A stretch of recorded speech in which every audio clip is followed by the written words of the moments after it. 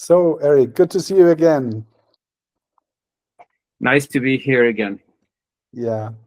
So the world is getting less and less safe, but at the same time, we all want to live in a decentralized world.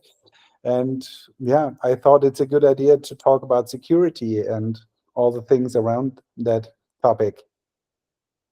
Yeah, it's a very relevant topic, especially given what just happened with VAO and that theft of tokens. I feel terrible for whoever it was that obviously lost that much wealth. I mean, the good news is that now the token's cheap, can potentially buy back some of the token at maybe a better price. I don't know. And the other good thing is that at least the funds are frozen, because Tether now freezes funds. So they may be able to, through legal means, get their funds back and be able to repurchase the token. But I personally, I'm kind of on the fence about the whole idea that Tether should be cooperating with authorities, because it means that there's an opening of the door to greater insecurity.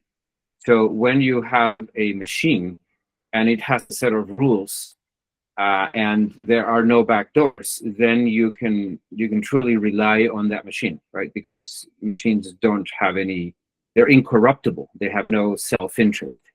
As soon as you open a back door, it's a good thing and a bad thing, right? It's a good thing in cases like these where the authorities can say, well, we're going to do this, but it also opens the door to corrupt authorities who want to themselves steal funds or who have political reasons for freezing someone's account. And now we all can rely on the platform less. So I'm kind of, I think the longer term is to be very uncompromising about having humans in the middle of stuff. You know, we've shown that whenever possible, we do the wrong thing.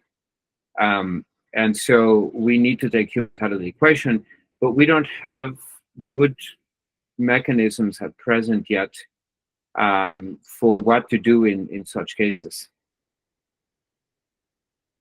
Yeah, what are your ideas about that? I think we have talked a lot in private about these things, and so I really would love you to share your ideas, what the people can do to be more secure with themselves, and then for sure with the topic how to secure their own assets and wallets and everything.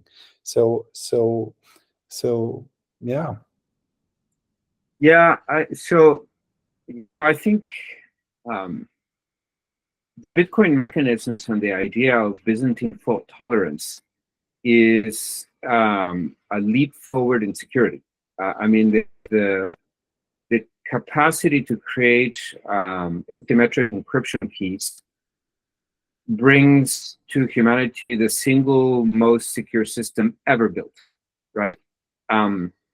But ironically, right alongside that great invention comes the greatest vulnerability ever built or ever created, which is to take the BIP 39 phrase, the 12 words that constitute your private key, and hand them to the user who doesn't really know what to do with them. There are really no good protocols for how to store it and how to keep it safe, and what happens if you die and then your heirs don't know where the 12 words are, and it gets really, really complicated, right? So I think in all the years since the invention of Bitcoin, this is an area that hasn't really received much attention, and it's a critical area because, basically, there is like no point in accumulating wealth and working so hard to collect your vow and all of this kind of stuff if you just have this potential that someone could just come and steal it, right? And one day you just like wake up, your stuff is gone, right? so it definitely needs a solution, and I'm actually working on a solution. I have a completely different approach to the issue of security, where when the wallet that I'm building generates the 12 words, it doesn't give them to the user, so the user could never lose them, right? Of course, that opens up other issues, like what happens if the device that contains the wallet where the passphrase is stored, if that goes missing, and how do we recover it? And I actually have the implementation that I'm working on for this product, which will eventually be called Knock Knock. I may call it something else, but for now it's Knock Knock. The implementation is one of a concept called account abstraction, which actually Vitalik Buterin, the founder of Ethereum, outlined some interesting ideas in a white paper about this. And I think account abstraction is really the right direction. So there is something coming, right? I'm building it, I'm working on it. But in the meantime, we still have to address, how do we as a community, in the VAL community, how do we take a more secure approach? Obviously, whoever had their VAL stolen probably took, measures, because we talk about it, and everything that we talk about is, secure your password. And I don't know the specifics about this particular theft, but something went wrong. And I think that we need to, explore and share with the community some of the precautions that should be taken in the current context of infrastructure. I grew up in a world that was a lot more secure, because we didn't have online stuff, right? We didn't rely so much on technology. I mean, I used to drive without a seatbelt on, and I used to, I still do without a helmet on, but I make my kid wear a helmet, right? So it's a bit for me, there's a certain sense of freedom to not always be thinking about security, but at the same time, scammers are just incredibly resourceful, and I think the fabric of society is degrading in its morality. When I was growing up, and I'm still this way, right? I would never think of stealing from someone, or cheating someone, or lying, even, for that matter, right? But I think today there are very large parts of society where not only is that acceptable, it's actually the thing. Like, it's easier to steal from someone than it is to go make your own money. And so it's a reality we need to contend with. And I think, if what we're preaching is that crypto is safer than banks and safer than fiat, right? Because crypto, you at least shield yourself from the theft of devaluation, of currency devaluation, or QE as they call it these days. Then we really have a great responsibility to teach the community how to properly secure their stuff.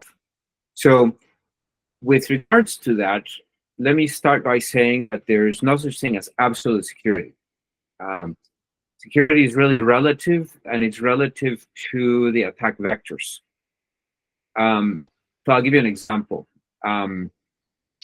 256-bit key, alias key, the way that we currently use, would take all of the computing power on the planet roughly 4.5 billion years to break.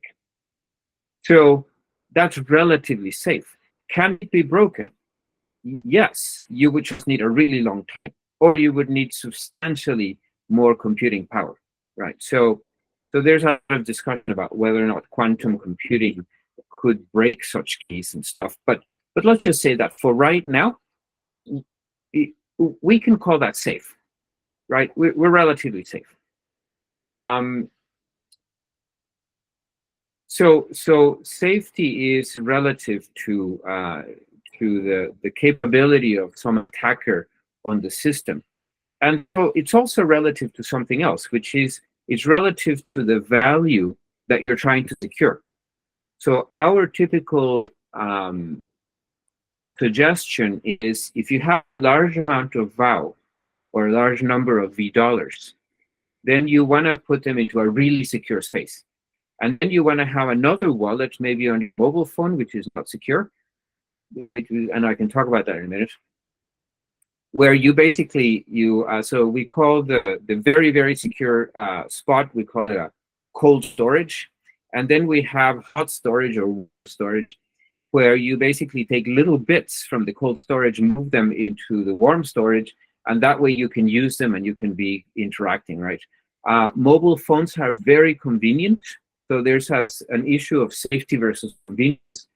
Mobile phones are very convenient because we carry them and we can at any point in time pull one out and tap some keys and look at, have it look at our faces and then send some money, right? But they're not very secure. Someone can do a SIM swap attack, for example, and take over your phone. And that comes with the private keys for the wallet that you have in the phone, and then they steal all your funds, right? So, I mean, there's a number of things that people should generally do. They shouldn't tell other people that they have crypto, right? I mean, maybe some family or friends and things like that, but they most certainly shouldn't post on social media that they've got a ton of, right? That's stupid because that makes them a target. Then everybody, all the scammers and all the hackers are like, okay, look, let's see if we can figure out who Axel is and where he lives and if they can get access to your stuff. So yeah, so there's a concept of security through obscurity, right? You remain opaque. You don't talk about your stuff, and I think Europeans will understand this concept. Europeans are very understated in their wealth, unlike Americans who are very flamboyant about their wealth, right? So that makes sense. And then there's the issue of ultimately what it comes down to is the securement of the BIP39 phrase, or the 12 words, as most people refer to them, right? The actual formal name is BIP, which stands for Bitcoin Improvement Proposal, and this one happens to be the 39th proposal that was made and implemented.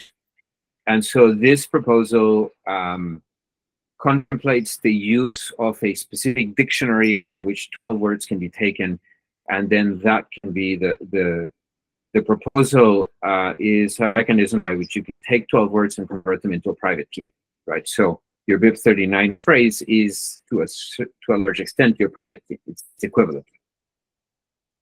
And so, so the way it works is you have a wallet that randomly picks 12 words from the dictionary, and then it creates a private key, and the private key is basically a very big number, and that gets stored in the device, which means that it's vulnerable to a loss of the device or a hack of the device. If it's your phone, someone can SSH into your phone, for example, because it's a little SSH server, right? And then go trolling through the file system and find the right file that contains your private key. And okay, it's encrypted by your PIN code, but that's only 4 characters, maybe 6 characters.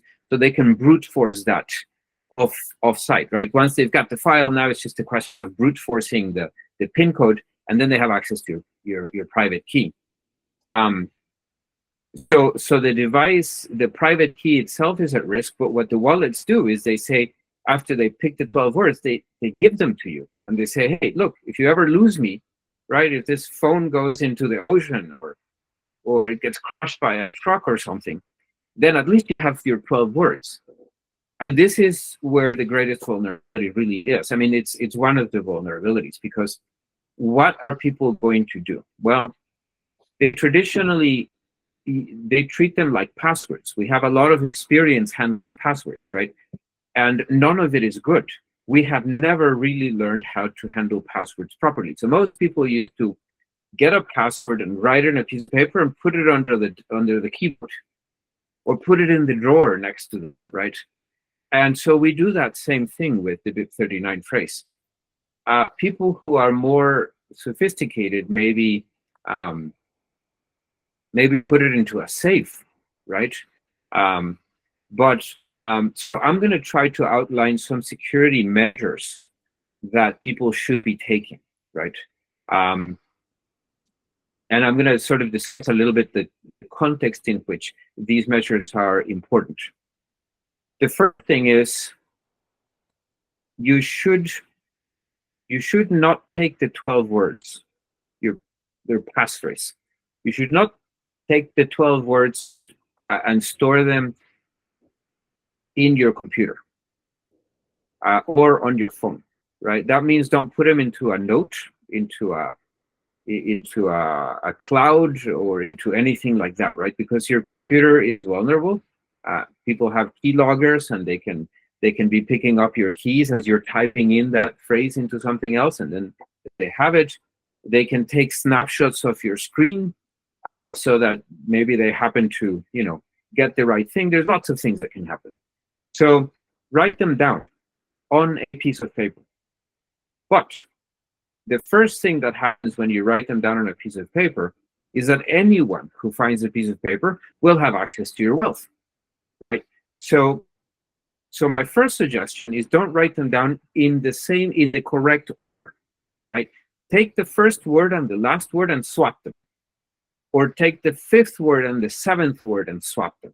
Or swap any 2 words or any 3 words, because the number of permutations that someone would have to run through in order to, if they found your 12 words, and the first thing that happens is if they find the 12 words, they go and sweep them into a wallet, and they look, and there's no funds, and they go, oh, it's an empty wallet. There's nothing there. Okay, so maybe they move on, and that's the end of that. But maybe they say, well, okay, maybe they're just out of order, right? They're out of the correct sequence. So now let's start playing the permutation. What happens if I swap number 1 for number 2, number 1 for number 3, number 1 for number 4, so on, and number 2 for number 3, number 2 for number 4? Well, that set of combinations is really, really large. And so it's actually relatively safe, again, relatively, right?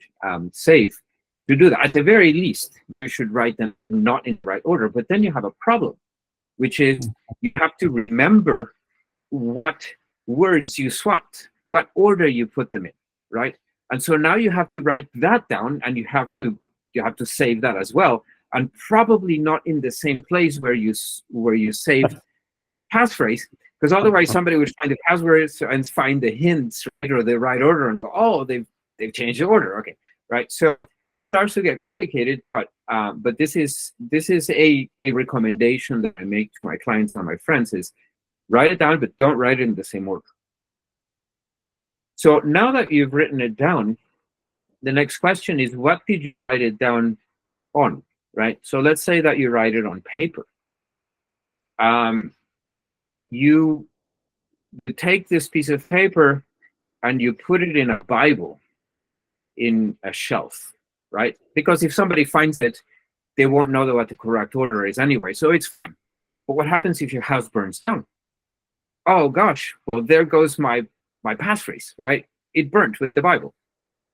So what you need to do is you need to make many copies, and you need to put these copies in different places. Take a copy and give it to your lawyer. Take a copy and put it in a safety deposit box at the bank. Take a copy and give it to your brother, right? Take a copy and bury it in the backyard. Take a copy and just have multiple copies. So if your house burns down, then you go, oh, you call your brother and say, hey, listen, I need that passphrase. And then he says, what passphrase? Well, you know that piece of paper that I gave you? Yeah, I don't know what happened. I don't know what I did with it, right? Well, that's what happens with humans. They're unreliable. But then you go, okay, but that's okay because I had one in the safety deposit box, right? And if the government comes around and forces you to open your safety deposit box, because governments do that every so often. And they find the the passphrase, they can't use it because they don't know the proper order, right? And they have the same challenge that everybody else has. As a further precaution, you could also take these 12 words and cut them in half, right? So you could have, instead of having 5 copies out there, you could have 10 copies of 2 different halves, so that your lawyer only has half the words and he could never ever put the rest together, right? So all of these things add complexity to the process, but they allow you to feel somewhat confident that if your house burns down, or if your lawyer dies and his paperwork disappears, or if your brother forgot the thing, you have multiple copies places. I mean, some people take their 12 words and they literally print them onto a metal plate, and then they can bury that metal plate, right? Okay, sure, it becomes rusted over a long period of time, and someone will need to know where to go dig for it and stuff like that. But at least it's not paper; it isn't going to burn, right? And you're not likely to lose it. So, so this leaves you with the issue of what happens if you get hit by a truck, right? So you have all of these different places where the stuff is stored, and you want to ask this to your wife and kids, right? So now you have to share with your wife the locations, and maybe with the children, maybe, right? And these are questions you have to ask yourself. Do you trust your children well enough that they could off with your funds right now? Because they might, who knows, right? Maybe they are, maybe they're gamblers, and they're, people are threatening their lives, and they go, my dad's got a bunch of money, and I know where his passwords are, right? So do you trust him with, with all of the information? Do you trust him with partial information? Maybe one approach is you write a letter that you give to your lawyer that says, in case I die.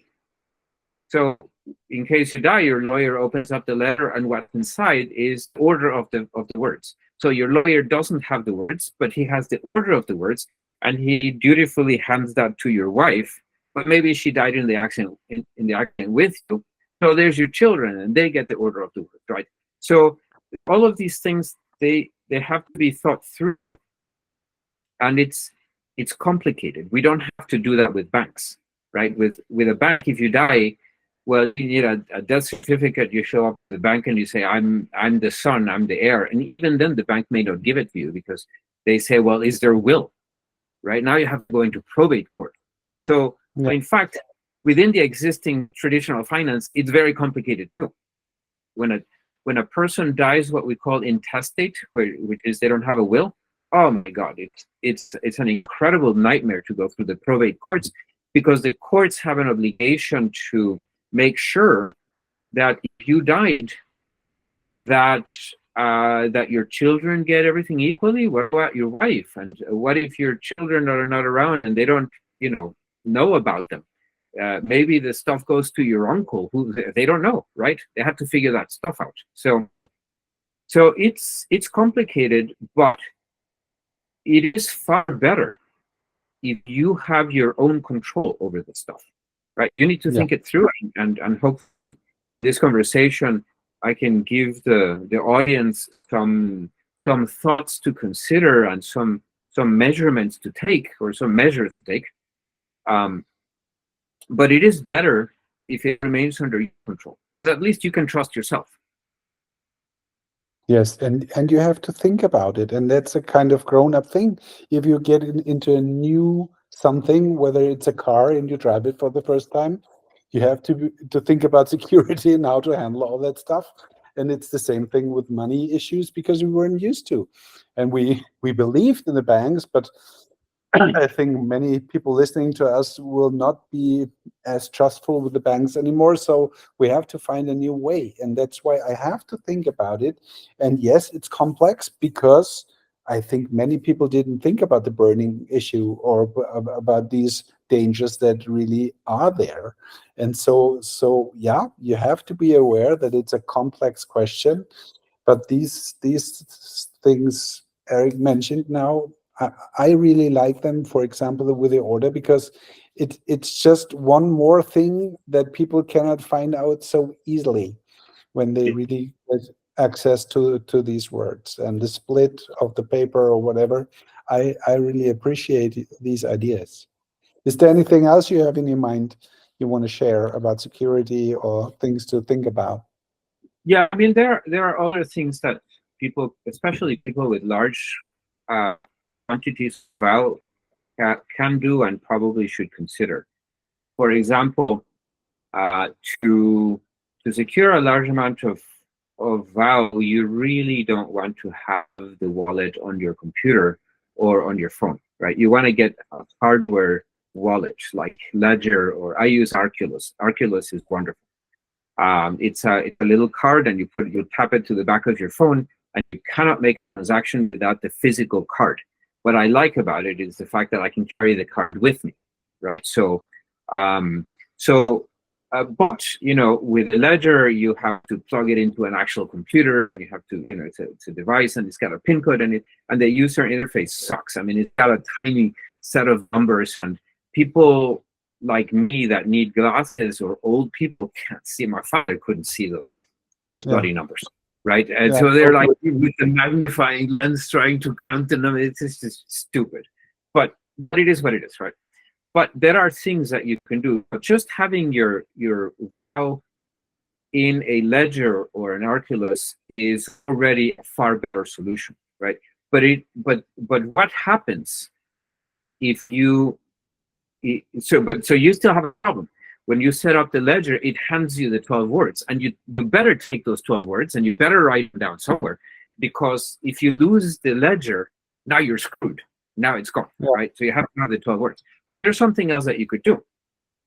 You could buy 2 ledgers, and you go and you generate the account in one of them, so it gives you the 12 words, and then you use those 12 words to restore that wallet onto the other ledger. So now you have 2 ledgers that both have the same private key, and you don't ever write down your BIP39 phrase, right? Now it can't be stolen, but you have it in devices. Now you just have to protect those 2 devices, right? You don't keep them in the same place in case your house burns, right? You have one in the bank and one, and they're physical devices, and they require a PIN code. So if someone has access to your bank account, or someone one at home, they have to go through the PIN code, and the devices basically self-destruct if you enter the PIN code in too many times, right? Wrong. So then they just wipe themselves. So it's okay, because you still have the other one, right? So maybe for extra safety, you have 3 devices. Another way that you can secure it that is more secure than having a single ledger is you could use a wallet that requires multiple signatures. So you could create what we call a multi-sig account, which is typically the way they work is you specify the total number of signatures in the account and a quorum, or a number of signatures required for a transaction. So you can have 3 signatures, and 2 are required for a transaction, right? So you could give Sonia, your wife, a key, and you could give your daughter a key, and you have a key, so that's 3 keys, but it requires only 2 signatures. So if you get hit by a bus, your wife and your daughter have the required 2 signatures to do this, right? Now you could say, well, what if both of you die? Then your daughter doesn't have a 3rd signature, but you could do a 2 out of 4 signatures, right? Yeah. There's some issues with that. For example, let's say that your wife decides to divorce you, and she is good friends with your daughter. So now they have 2 signatures, and they're out in the street and without any funds, right? So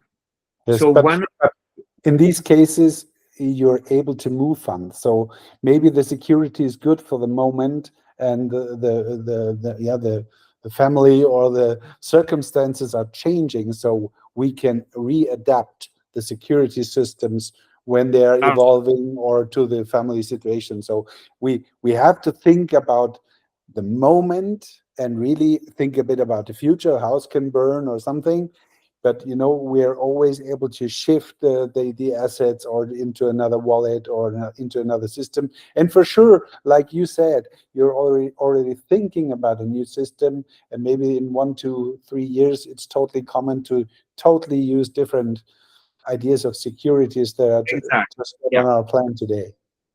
So the thing that, yeah, you're right. You can shift. So if you suspect that your wife is cheating on you and she's going to leave you, then you better make good friends with your daughter, because once you put your funds into a multisig, you're going to need 2 signatures, right? And maybe your daughter is really aligned with your wife, and you can't get her to sign. You're kind of screwed there.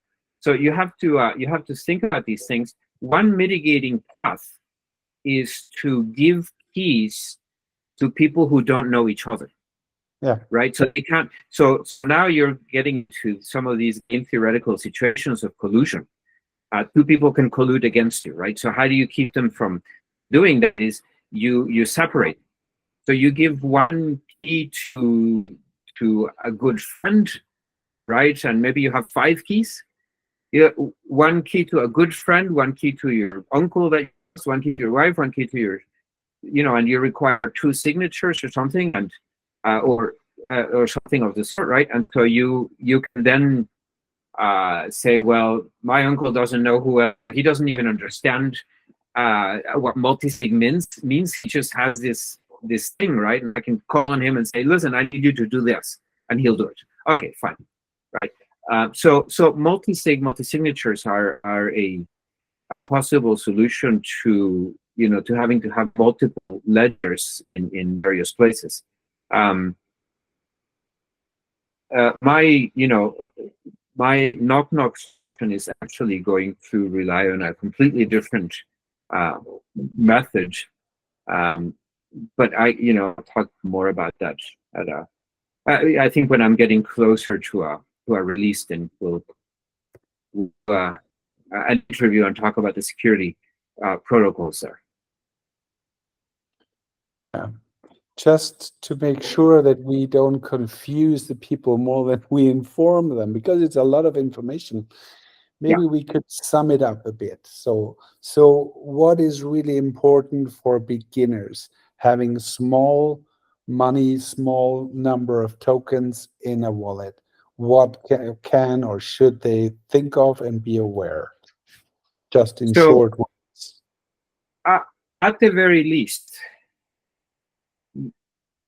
if you have $20 of wealth, you can lose $20, right? I mean, we spend $20 on a drink, not a big deal. I think that the security concern begins when you have enough money that you are concerned about losing it, right? So it's a very objective thing. How much money are you going to care about, right? But once you get to that point where you have enough that you actually care about it, that you need to secure it, the first thing to do is just go get a hardware wallet, right? They're cheap enough today, and then learn, how that works and put your funds there, and then you have the BIP 39 phrase problem, right? And I think some of these concepts that I've outlined are very applicable. Do not write it in the same order in which it was given to you. Make sure that you write the correct order somewhere that you can retrieve it.